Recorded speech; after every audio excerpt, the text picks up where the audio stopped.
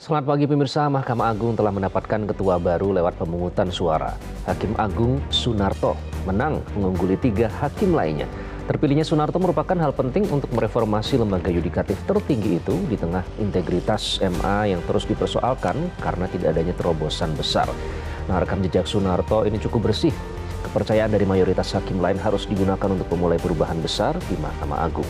Sunarto juga harus mengupayakan serius perbaikan kesejahteraan hakim di tanah air. Inilah editorial Media Indonesia edisi Kamis 17 Oktober 2024 dengan tema Pastikan Reformasi MA Menyala. Bersama saya Iqbal Himawan. Anda juga bisa berpartisipasi dan berinteraksi melalui telepon interaktif di 0215839900. Dan pagi ini telah hadir bersama saya anggota Dewan Redaksi Media Group Jaka Budi Santosa. Mas Jaka, selamat pagi, apa kabar? Selamat pagi Iqbal, alhamdulillah. Alhamdulillah, baik. Kita juga berharap Pak Sunarto selalu sehat, ya. Karena sudah terpilih menjadi Ketua MA ya. Ketua MA yang baru. Nah, itu yang menjadi topik kita pada pagi hari ini. Namun sebelumnya juga ada topik utama lain yang menjadi headline dalam Harian Media Indonesia yang bisa Anda simak melalui edisi cetak maupun edisi e-paper, pemirsa. Yang pertama adalah Kabinet Prabowo mesti langsung tancap gas. Apa yang dikejar Mas Jaka? Ini kan baru pembekalan. Ya. Hari ini nanti hari kedua. Kenapa harus langsung tancap gas? Apa prioritasnya? Ya, kalau kita lihat kan mekanisme pemilihan menteri dan calon menteri ini kan agak berbeda dengan sebelum-sebelumnya ya. Kalau sebelumnya itu kan biasanya dilakukan setelah pelantikan, tapi kalau sekarang kan bahkan seminggu sebelum pelantikan sudah diaudisi dan sudah diketahui nama-namanya kan. Jadi ya tidak ada cara lain, tidak ada ini lain, mereka harus langsung tancap gas begitu nanti Presiden dilantik, Pak Prabowo dilantik, para menterinya juga harus langsung bergerak untuk menjalankan tugas yang sudah diberikan kepada oleh Pak Prabowo. Jadi menurut kami apa yang dilakukan Pak Prabowo di satu sisi ini cukup patut diapresiasi ya, karena menyiapkan para pembantunya, menyiapkan kabinet itu jauh-jauh hari sebelum pelantikan. Jadi tidak ada lagi waktu jeda untuk langsung bekerja. Oke, jadi tidak ada excuse karena sudah diberikan pembekalan bahkan sampai 2 hari oleh para guru besar, para tenaga ahli, bahkan juga dari luar negeri. Dan pembekalan ini sepertinya sebelumnya tidak pernah mendengar. Ya, kayaknya pembekalan baru kali ini, dan ini menurut saya tradisi yang bagus lah untuk membuat para menteri itu betul-betul siap. Oke, karena ada memang beberapa pekerjaan rumah ya, yang harus ditangani, termasuk dari segi ekonomi terutama ya, Mas Jaka. Kemudian yang kedua ini adalah terkait dengan susut produksi beras hanya di awal tahun ini juga terkait dengan ekonomi. Kekeringan yang menjadi permasalahan ini menyebabkan berkurangnya pasokan beras di sejumlah daerah, harga pun mulai naik. Tapi kalau judulnya hanya di awal tahun, sementara ini sudah mendekati akhir tahun, ini artinya kita tidak perlu khawatir atau tetap harus waspada, Mas Jaka? Ya, mudah-mudahan kekeringan tidak akan semakin panjang. Meskipun Kementerian Pertanian juga mengakui bahwa musim tanam kemarin itu agak terlambat, jadi musim panen rayanya juga mundur kan. Jadi apapun ini sebuah sebuah peringatan kepada pemerintah untuk jauh-jauh hari ke depannya nanti lebih menyiapkan situasi seperti ini. Harus ada mitigasi yang lebih siap lagi sehingga apapun kendala alam itu tidak bisa betul-betul mengancam stabilitas pangan kita. Dan sebenarnya kan susutnya musim panen itu atau area panen ini kan tidak hanya karena musim kering, karena juga menurut sawit World itu karena cukup banyak juga sawah-sawah yang sekarang sudah beralih fungsi. Betul. Yang dari tadinya sawah, produksi pangan, produksi padi, produksi yang lain-lain, tapi sekarang banyak yang beralih menjadi perkebunan sawit. Ini menurut saya juga harus betul-betul diantisipasi oleh pemerintah ke depan. Jangan sampai hanya gara-gara kita ingin menggenjot komoditas lain, komoditas yang bisa diekspor, tapi mengabaikan produksi pangan yang menjadi kebutuhan pokok masyarakat.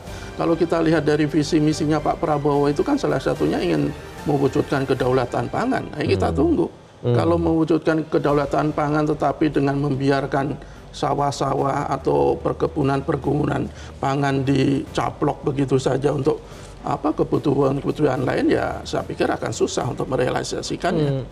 Dan permasalahan itu kan sebenarnya sudah lama diprediksi ya. Bukan masalah baru, artinya tidak perlu sampai intelijen. Betul. Untuk mengetahui masalah itu. Terkait dengan intelijen, ini akhirnya DPR sudah setuju Letjen TNI Purnawirawan Muhammad Herindra memimpin Badan Intelijen Negara. Jadi tugas ini kan supaya dilantiknya habis 20 Oktober begitu Iya. ya. Dipaskan supaya momentumnya pas. Jadi tugas utama apa? Pekerjaan rumah Ya, utama. saya pikir Pak Herindra itu termasuk, saya melihatnya cocok ya untuk mengemban tugas ini ya. Dia latar belakangnya juga tentara dan juga lama bekerja di Kementerian Pertahanan. Cuman yang paling penting adalah intelijen atau BIN itu harus dikembalikan ke fungsi utamanya. Jangan sampai intelijen itu justru menginteli para pengkritik pemerintah. Intelijen itu jangan justru menjadikan alat bagi presiden untuk menekan atau paling tidak memata-matai lawan-lawan politiknya. Sebenarnya tugas intelijen itu bagaimana mereka menjadi mata dan telinganya presiden untuk mengantisipasi ancaman-ancaman, terutama ancaman dari luar. Meskipun ancaman dari dalam juga tidak dikesampingkan. Tetapi kalau kemudian intelijen juga sibuk menginteli atau memata-matai para kritikus, kemudian lawan-lawan politik, ya saya pikir akan salah kaprah. Dan sebenarnya bukan tugasnya, itu bukan tugas intelijen. Itu biarkan para pengkritik di negara kita itu menunjukkan eksistensinya, karena itu bagian dari untuk mengontrol pemerintah kan. Jadi kalau tidak ada para pengkritik, tidak ada para oposisi itu ya akan sulit nanti pemerintah untuk bekerja secara lurus dan semata-mata demi kepentingan rakyat. Itu untuk menjaga kedaulatan keamanan negara dan bukan mereka mengancam yang dinilai tidak sejalan dengan pemerintah. Betul. Jangan sampai justru memata-matai rakyatnya. Karena apapun rakyat itu juga punya tanggung jawab, punya untuk membangun negara dengan cara yang berbeda mungkin. Dengan cara yang berbeda mungkin juga dilakukan oleh Sunarto untuk mereformasi Mahkamah Agung, Kang Jaka. Jadi kenapa hari ini judulnya cukup menarik, pastikan reformasi MA menyala. Jadi menyala Pak Sunarto. Apa yang bisa ditunjukkan supaya Pak Sunarto ini bisa menjadi seorang ketua MA yang menyala? Sebenarnya kan reformasi MA itu udah sangat lama kita gaungkan ya. Ketika ada momentum dulu, ketika ada sekretaris MA Pak Nur Hadi tersandung kasus korupsi, publik juga menggaungkan agar MA itu direformasi. Kemudian ketika 2021 kalau tidak salah itu ada sekitar 2 hakim agung dan beberapa pegawai termasuk panitera pengganti tertangkap korupsi, reformasi kita suarakan. Kemudian ketika ada penggantian ketua MA terakhir ke Pak Safruddin, reformasi kita gemakan. Tetapi faktanya reformasi di MA itu belum begitu menunjukkan hasil yang optimal. Makanya kali ini kita sekali lagi kita tidak bosan-bosannya menyerukan lagi agar reformasi itu betul-betul semakin menyala di bawah Pak Sunarto setelah kemarin terpilih sebagai ketua MA yang baru. Kan kalau kita lihat dia mendapatkan suara yang sangat dominan dari 45 hakim agung yang hadir dalam pemungutan suara, kan dia mendapatkan 30. Jadi ini modal yang sangat besar bagi Pak Sunarto untuk betul-betul mereformasi Mahkamah Agung sebagai benteng terakhir peradilan di negara kita. Jangan sampai MA itu justru menjadi bagian dari masalah peradilan. Mereka harus menyelesaikan masalah yang harus kita katakan sampai sekarang masih begitu besar ada di dunia peradilan. Jadi amanah itu yang harus dijaga. Dan itulah yang menjadi dalam editorial Media Indonesia kali ini, pemirsa, pastikan reformasi MA menyala. Selamat menyaksikan.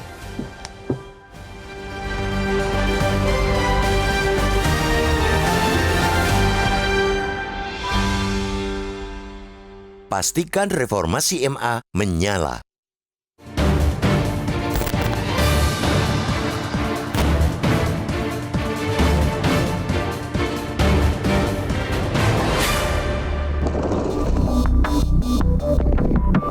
Kemarin, Mahkamah Agung atau MA telah mendapatkan ketua baru lewat pemungutan suara. Hakim Agung Sunarto menang jauh, mengumpulkan 30 dari total 45 suara atas 3 hakim lainnya. Dari sisi organisasi, pemilihan ketua baru ini memang normal karena M. Syarifuddin, ketua yang sekarang, akan pensiun bulan depan. Namun, dari sisi momentum dan urgensi, terpilihnya Sunarto merupakan hal penting untuk menjadi tonggak mereformasi lembaga yudikatif tertinggi itu. Apalagi, integritas MA terus dipersoalkan hingga kini karena ketiadaan terobosan besar untuk mereformasi diri. Hingga kini, publik masih menemukan hal-hal yang memicu citra negatif lembaga itu.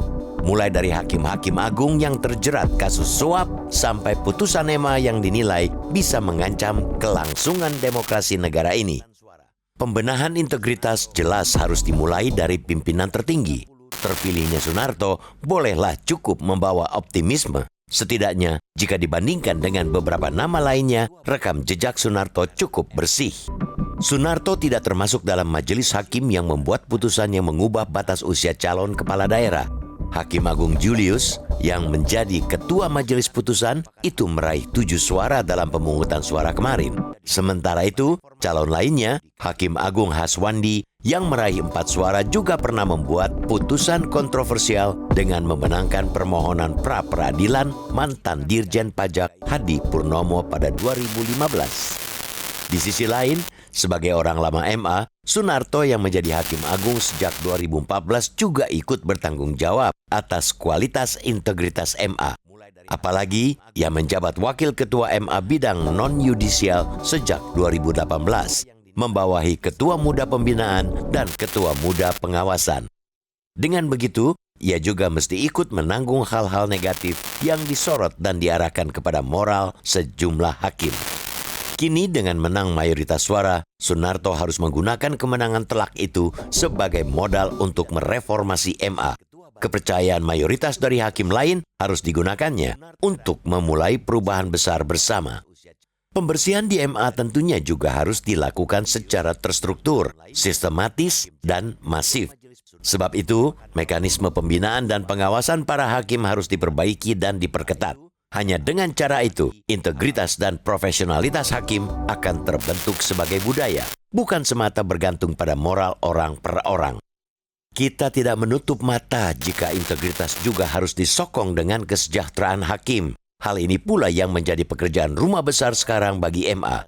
Masalah kesejahteraan hakim pula yang membuat 1.748 hakim melakukan cuti massal pada 7 hingga 11 Oktober lalu. Mereka menuntut besaran gaji yang tidak sesuai dengan tuntutan pekerjaan. Begitu pula dengan tunjangan yang minim dan fasilitas tempat tinggal yang kerap jauh dari ukuran layak. Beberapa hakim juga dilaporkan sampai kelelahan dan meninggal dunia karena beban kerja yang begitu tinggi. Belum lagi, tidak sedikit hakim yang mendapat beragam teror terkait dengan kasus yang tengah ditangani. Sebab itu, Sunarto sepatutnya mengupayakan serius perbaikan kesejahteraan hakim. Hasil mediasi solidaritas Hakim Indonesia atau SHI dengan MA pada 7 Oktober juga harus didukung. Di antaranya yang urgen adalah mengupayakan diskusi kembali rancangan undang-undang atau RUU Jabatan Hakim, mendorong rancangan undang-undang Contempt of Court atau penghinaan terhadap pengadilan, dan meminta adanya peraturan pemerintah yang menjamin keamanan keluarga hakim. Tidak kalah penting, di hari-hari awal kepemimpinannya Sunarto juga harus membuktikan kepada publik integritasnya di sidang peninjauan kembali atau PK kasus suap yang menjerat mantan Bupati Tanah Bumbu Mardani Maming. Sunarto yang menjadi Hakim Ketua Peninjauan Kembali atau PK itu harus dapat menjaga marwah pemberantasan korupsi. Bagi Sunarto, yang dalam rekam jejaknya terkenal sebagai hakim jujur, bahkan kejujurannya itu pula yang disinyalir pernah membuatnya 3 kali gagal dalam seleksi Hakim Agung. Jabatan Ketua MA adalah pertaruhan harga diri. Jabatan tertinggi di lembaga yudikatif tertinggi ini akan menentukan catatan sejarah Sunarto. Akankah ia tetap dikenang dengan catatan yang bersih atau malah sebaliknya, larut dalam tetabuhan genderang keculasan? Kita semua berharap ia tetap menjadi yang pertama. Keamanan keluarga harus warga.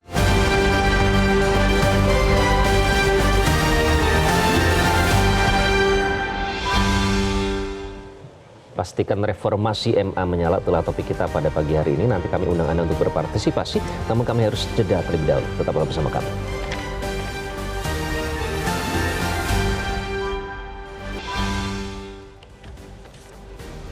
Anda kembali di Editorial Media Indonesia. Pemirsa, pastikan reformasi MA menyala. Pak Sunarto punya tugas berat, Mas Jaka. Nah, di sini dituliskan bersih-bersih itu harus terstruktur, sistematis, dan masif. Apa yang harus diprioritaskan untuk supaya itu bisa TSM bersih-bersihnya di MA ini? Ya, kalau kita lihat dari visi misinya Pak Sunarto itu kan sebenarnya bagus-bagus ya. Pertama, misalnya dia ingin memastikan bahwa badan peradilan itu independen, tidak ada terkait dengan atau tidak ada intervensi. Tidak bisa diintervensi oleh lembaga-lembaga lain. Kemudian juga dia ingin memastikan kepemimpinan di badan peradilan itu betul-betul punya kapasitas dan kapabilitas. Kemudian dia juga yang tidak kalah penting adalah dia akan memastikan transparansi di badan-badan peradilan. Sebenarnya kan visi misi ini kan relevan dengan apa yang terjadi di lembaga peradilan termasuk di Mahkamah Agung kan. Kalau kita lihat kalau sebelum-sebelumnya itu publik hanya menilai, sebagian publik lah ya, hanya menilai Mahkamah Agung itu sebagai institusi yang sebenarnya aktif atau serius memberantas korupsi, tetapi kesannya justru kok loyo, justru menghambat pemberantasan korupsi. Kalau kita lihat mereka sering mengobral diskon hukuman baik di tingkat kasasi maupun peninjauan kembali terhadap para terpidana kasus korupsi. Itu kan banyak sekali kan, dan itu membuat publik marah, geram, kesal gitu rasa kan. Keadilan mereka ya. Kemudian juga ada penilaian buruk bahwa MA itu sudah masuk perangkap mafia peradilan. Itu kan penilaian-penilaian yang ada di masyarakat. Citra negatif itu tidak bisa dinafikan ya. Dan yang terakhir, MA itu dinilai justru ikut merusak demokrasi. Kalau kita lihat keputusan terakhir ketika dia uji materi soal PKPU, batas usia calon kepala daerah, gubernur yang 30, kemudian wali kota maupun wakil wali kota, bupati maupun calon wakil bupati, usianya tetap 30 dan 25 tahun, tetapi dihitung saat pelantikan. Untung waktu itu ada MK, untung waktu itu ada para mahasiswa, aktivis, masyarakat yang luar biasa menentang setelah DPR mau mengakal-akali putusan MK. Itu catatan sejarah juga ya? Ya, itu catatan sejarah. Jadi kalau kemudian Pak Sunarto itu ingin membenahi peradilan termasuk MA, ya itu memang sudah seharusnya. Salah satunya tadi jangan sampai Mahkamah Agung atau badan peradilan itu bisa diintervensi oleh lembaga lain. Kalau kita lihat keputusan kemarin soal batas usia calon kepala daerah, itu kan sangat kental terasa itu bahwa ada pengaruh dari institusi lain lah. Karena waktu itu kan dengan putusan itu kan hanya anak presiden Kaesang yang bisa untuk mencalonkan jadi wakil gubernur atau gubernur kan. Betul. Jadi dan Pak Sunarto tidak termasuk dalam hakim itu, dalam majelis hakim itu. Berlega dari situ. Betul. Itu jadi banyak yang menganggap Pak Sunarto itu rekam jejaknya kan cukup bersih ya, paling tidak apa yang sudah tampak di depan publik. Jadi kita sangat berharap Pak Sunarto itu betul-betul bisa mereformasi MA dari segala tuduhan-tuduhan negatif atau penilaian-penilaian buruk dari masyarakat. Kalau kita lihat dari tingkat kepercayaan publik terhadap MA itu kan juga belum bagus-bagus amat. Terakhir itu survei indikator kalau tidak salah itu di posisi kelima, di bawah TNI, di bawah Presiden, di bawah kepolisian, di bawah kejaksaan, di bawah kepolisian, kemudian ada di bawah juga peringkat 5. Jadi gitu. Meski lebih bagus dari MK. Kemudian survei tingkat integritas yang dilakukan oleh KPK terhadap lembaga-lembaga negara itu juga belum bagus-bagus amat, meskipun sudah ada kenaikan sedikit ya. Jadi SPI 2003 itu nilainya 74,93, dari tahun sebelumnya 74,61. Jadi ini menunjukkan bahwa MA itu belum sepenuhnya dipandang sebagai benteng peradilan terakhir yang betul-betul mencerminkan keadilan di mata rakyat. Jadi ini tugas Pak Narto untuk betul-betul menjadikan MA itu sebagai tumpuan harapan terakhir lah bagi masyarakat pencari keadilan. Nah, untuk mewujudkan itu kan fondasinya dari dalam harus kuat terlebih dahulu, Mas Jaka. Yang juga terus dikritisi ini adalah soal kesejahteraan hakim, dan itu juga menjadi janji dari Pak Sunarto sendiri ya kalau tidak salah. Karena banyak yang bercerita mereka mendapatkan ancaman dan intimidasi, belum lagi misalnya tadi mereka mau tidak mau jadi harus melakukan sesuatu karena intervensi dari pihak luar. Nah, artinya ini juga menjadi PR besar bagi Pak Sunarto kali ini. Kalau kita lihat dari kesejahteraan hakim itu sebenarnya menurut saya relatif ya. Betul bahwa tugas hakim itu memang tidak ringan. Mereka ada di antara mereka tuh yang bisa tidak tidur berhari-hari karena untuk menyusun putusan dan segala macam yang terkait dengan persidangan. Dan kalau kita lihat gajinya ya kalau dari kita bandingkan dengan beban dan kinerja mereka memang belum terlalu imbang ya. Tetapi kalau dari sisi nilai sebenarnya kalau kita bandingkan dengan profesi-profesi lain mungkin tidak terlalu kecil juga. Karena kalau tidak salah gaji hakim itu kan antara 2 juta sampai 5 juta. Itu untuk gaji. Tetapi tunjangannya cukup besar. Sekitar 8,5 juta yang paling rendah sampai 40,2 juta. Itu sebenarnya cukup besar. Tetapi betul kalau kita resiko yang harus mereka komparasikan tanggung, dengan resiko dengan beban kerja mungkin akan belum terlalu tinggi. Tetapi apapun begini, kan kesejahteraan hakim itu kan tidak menjamin bahwa mereka akan tidak korupsi. Di banyak kasus, di banyak lembaga, meskipun remunerasinya sangat tinggi, tetapi tetap saja ada yang korupsi. Jadi tidak serta-merta kesejahteraan itu menjamin seseorang untuk punya integritas, bahwa kesejahteraan itu penting, itu iya. Tetapi yang tidak kalah penting adalah bagaimana sebagai ketua lembaga peradilan tertinggi Pak Narto itu betul-betul membangkitkan agar seluruh jajaran peradilan itu betul-betul punya integritas, punya kredibilitas, tidak main-main, tidak memperdagangkan perkara. Tidak hanya hakim, pegawai-pegawai peradilan sampai panitera. Ada tanggung jawab yang cukup besar di situ, Mas Jaka, karena Pak Sunarto kan pernah menjabat Wakil Ketua MA bidang non-yudisial sejak 2018, artinya membawahi Ketua Muda Pembinaan dan juga Ketua Muda Pengawasan. Nah, artinya sebenarnya tidak asing lagi untuk membina, mengawasi, lebih memudahkan beliau untuk melakukan tugas itu. Ya, sebenarnya Pak Narto ini kan sebagai Hakim Agung itu sudah cukup lama, hampir 2 dekade, 10 dekade ya, 1 dekade ya, 10 tahun kan 2014 kan. Jadi sebenarnya dari sisi pengalaman atau dari sisi pengetahuan terhadap situasi di badan-badan peradilan termasuk di MA sebenarnya saya sudah cukup paham. Artinya dia tahu masalahnya apa, solusi yang seharusnya diambil itu seperti apa, kekurangannya apa, upaya untuk memperbaikinya seperti apa, sebenarnya sudah paham. Jadi tinggal bagaimana Pak Narto melakukan eksekusi pembenahan.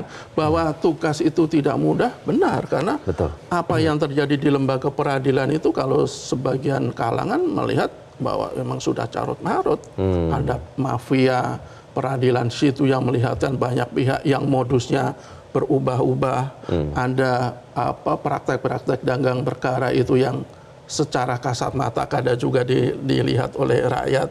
Jadi tidak mudah, dan momentum yang diberikan kepada Pak Sunarto itu paling tidak boleh disia-siakan oleh yang bersangkutan. Oke, artinya bahan bakar Pak Sunarto untuk bisa menyala sebagai Ketua MA itu sebenarnya tidak kekurangan ya. Nanti kita akan lanjutkan pembahasan ini, namun kami harus jeda terlebih dahulu. Tetaplah bersama kami di Editorial Media Indonesia.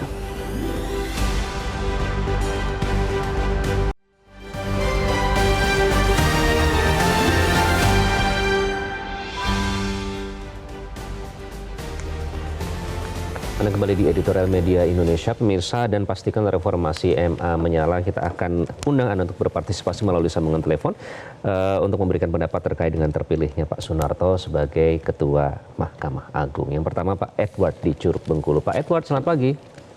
Selamat pagi Metro TV. Silakan Pak Edward, apa harapan Anda terhadap Ketua MA yang baru ini?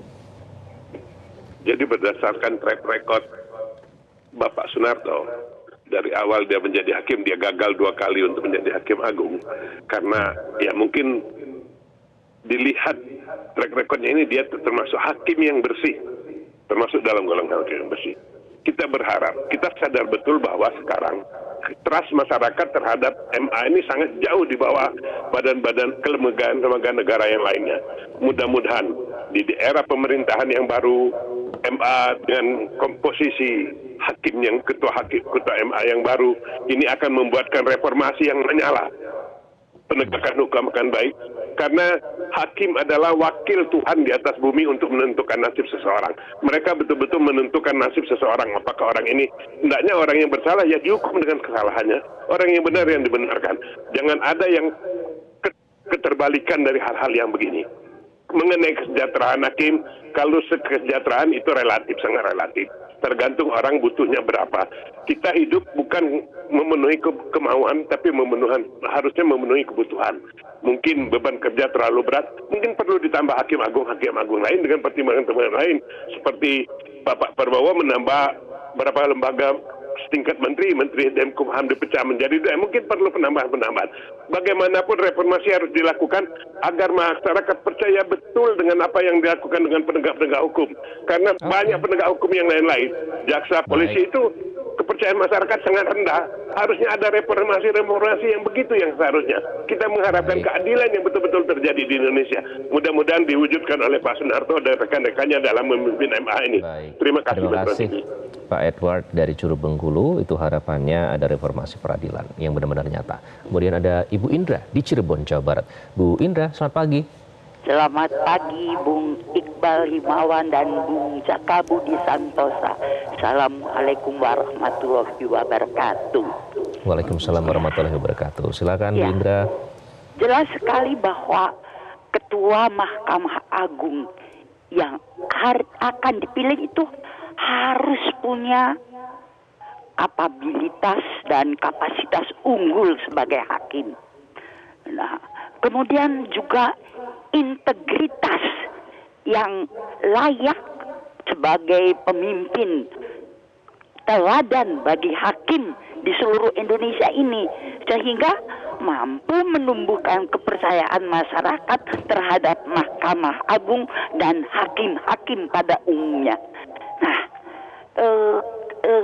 kesempatan kali ini adalah untuk bisa memperlihatkan bagaimana bahwa orang-orang yang tidak memiliki integritas atau malah jadi bagian dari kepentingan mafia perkara ini bisa dikandaskan. Karena Mahkamah Agung adalah benteng terakhir lembaga peradilan. Harus punya integritas tinggi untuk mampu menolak upaya intervensi dari eksternal, Bung Iqbal dan Bung Jaka. Nah, yang kita dengar akhir-akhir ini, sehingga terlihat independensi dan transparansi sebagai hakim di Indonesia ini. Itu yang kami harapkan sebagai masyarakat kecil. Terima kasih. Assalamualaikum warahmatullahi wabarakatuh. Waalaikumsalam warahmatullahi wabarakatuh. Selanjutnya ada Pak Pola Sembiring di Dairi, Sumatera Utara. Pak Pola Sembiring, selamat pagi. Selamat pagi, Metro TV. Silakan Pak Pola Sembiring. Iya, kalau saya berpendapat, pastikan dulu keamanannya agar hakim-hakim kita ini bisa terjamin gitu. Karena kita lihat dulu hakim, kita masih ingat itu Hakim Agung kita dulu Bahrudin Lopa. Dia memang dengan getol sekali memberantas hukum gitu. Tapi apa yang terjadi sama dia? Kan begitu. Dan yang kedua, kesejahteraannya pun lebih penting juga. Tapi yang paling penting juga akhlaknya, Pak. Dan juga dipastikan direformasi semua ini sampai ke daerah-daerah gitu. Karena penegakan hukum sekarang di daerah yang paling ngeri gitu. Karena masyarakat daerah kan awam, tidak tahu apa-apa gitu. Kalau dia mau mengadu kemana, kan begitu. Jadi oleh karena itu harapan kita kali ini betul-betullah independensi hakim ini bisa terjaga gitu. Itu aja, Pak. Baik. Terima kasih. Baik, terima kasih Pak Pola Sembiring di Dairi, Sumatera Utara. Selanjutnya ada Pak John Veto. Selamat pagi Pak John Veto. Selamat pagi Metro TV. Silakan Pak John. Ya. Jadi yang dibedah oleh editorial pagi hari ini yang nanti ini sebenarnya ya. Dengan tema pastikan reformasi Mahkamah Agung menyala. Sekarang menyala ini kan menyebar di mana-mana, menyala abangku ya kan. Jadi ini bisa ada Mahkamah Agung menyala gitu. Jadi dengan terpilihnya ketua baru Pak Sunarto ini ya, ini besar harapan kita sebagai bangsa ini. Karena Mahkamah Agung ini baru beberapa hari yang lalu ini di tema yang mana mogok tapi diralat itu cuti bersama, kebetulan kebersamaan cutinya gitu. Tapi ini kan imbasnya kan seluruh Indonesia gitu. Ya mudah-mudahan dengan terpilihnya Pak Sunarto, apa yang kita harapkan konflik atau kisruh di diselesaikan, terselesailah, terurai dengan ditambah lagi dengan pemerintahan yang baru ya Pak Prabowo Gibran ini. Terurai gitu. Baik. Jadi kena kata reformasi ini terlambat juga sebenarnya Mas Iqbal, Mas Jaka. Karena kita reformasi ini kan udah lebih 20 tahun udah. Udah 26 tahun kita reformasi nggak salah kan. Tapi ya oke lah, tapi nggak apa-apa, terlambat pada tidak sama sekali. Di Mahkamah Agung ini ya reformasi. Pak John, ya. Kita dorong terus ya reformasi Iya, ini. dorong terus ya. Mudah-mudahan ini ada cahaya yang apa. Baik, terima kasih Pak John Veto, sudah kami tangkap maksudnya. Selanjutnya ada Ibu Nita yang ada di Jakarta. Bu Nita, selamat pagi. Selamat pagi Bu Nita. Pagi. Baik, silakan Bu Nita, apa harapan Anda terhadap Pak Sunarto, Ketua MA yang baru? Saya berharap supaya betul-betul hukum ini ditegakkan. Apalagi kita dari daerah, Pak ya. Di daerah itu kelihatan sekali tidak fairnya. Seharusnya kita menang, tetapi dikalahkan. Begitu juga ke provinsi, kalah lagi. Kita ajukan ke MA, kalah lagi. Tapi sebelum diumumkan, saya itu ditelepon. Ditelepon apa, Bu? Ditelepon oleh orang MA. Katanya, Ibu ada perkara di MA. Saya bilang iya. Kalau mau, Ibu kasih uang sekian. Saya pikir perkaranya kecil kok, Pak. Tidak sesuai dengan apa yang mereka minta. Jadi saya tidak kasih. Kenyataan perkara saya ditolak. Mohon maaf Bu Nita, tapi bagaimana Ibu, apakah sudah mengkonfirmasi bahwa itu benar-benar dari MA, Bu Nita? Saya bilang ke pengacara saya, itu siapa yang telepon saya bilang gitu. Kok dia minta uang? Dia tahu perkara saya ada di MA waktu itu. Dan itu kalau kita masuk ke MA, saya hitung-hitung hampir 1 tahun, Pak, kita nunggu. Setelah itu, perkara saya ditolak karena saya memang nggak kasih uang. Nah, sekarang saya ajukan lagi itu PK. Saya kadang-kadang ketawa, Pak, waktu hakim-hakim kemarin minta naik gaji. Hakim yang menangani perkara saya di daerah itu, mobilnya Pak Jero, Pak. Jadi saya lucu aja, ketawa saya lihatnya. Hakim kok bilang nggak ada uang. Oke, Bu Nita, kalau boleh tahu, singkat saja, ini kasus apa, Bu, secara umum? Kasus masalah gadai-menggadai sawah dan tanah. Baik Ibu Nita, sudah kami tangkap. Semoga tidak ada lagi dugaan intervensi semacam ini ya. Itu Ibu Nita dari Jakarta. Selanjutnya cukup banyak yang ingin bergabung, banyak juga yang artinya mendoakan Pak Sunarto dalam hal ini. Pak Tasrik Usman, selamat pagi. Selamat pagi Mas Iqbal, selamat pagi Bang Jaka. Assalamualaikum warahmatullahi wabarakatuh. Waalaikumsalam warahmatullahi wabarakatuh. Silakan Pak Tasrik, apa harapan Anda, Pak? Baik, yang pertama saya mengucapkan selamat ya kepada Ketua Mahkamah Agung yang baru Pak Sunarto.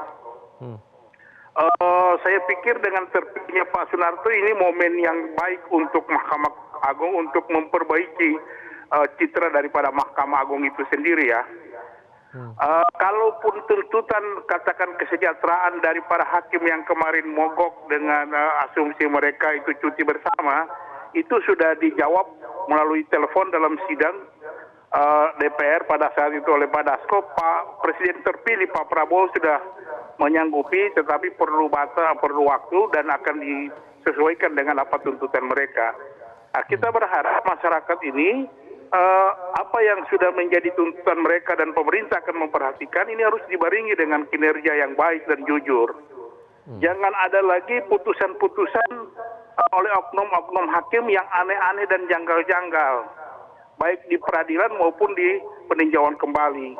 Kemudian kita berharap juga hakim-hakim ini jangan ada yang nakal-nakal lagi ketika memutuskan yang hanya bisa diintervensi oleh penguasa dan pengusaha. Contoh misalnya putusan menyangkut batas usia kemarin, itu kan akhirnya dibatalkan oleh Mahkamah Konstitusi. Itu kan cukup memalukan bagi Mahkamah Agung. Dan terakhir saya berharap bahwa putusan hakim itu, Bang Jaka, itu harus bisa dipertanggungjawabkan di dunia dan di akhirat. Jadi kalau ketika ada perkara yang salah, ya salah. Tapi kalau ada yang benar, ya dibenarkan.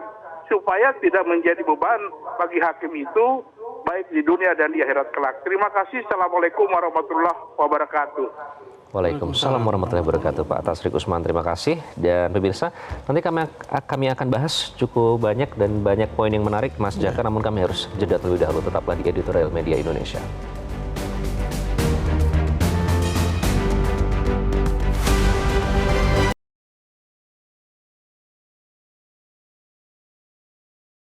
Jelajahi cara baru mendapatkan informasi. Download Metro TV Extend sekarang.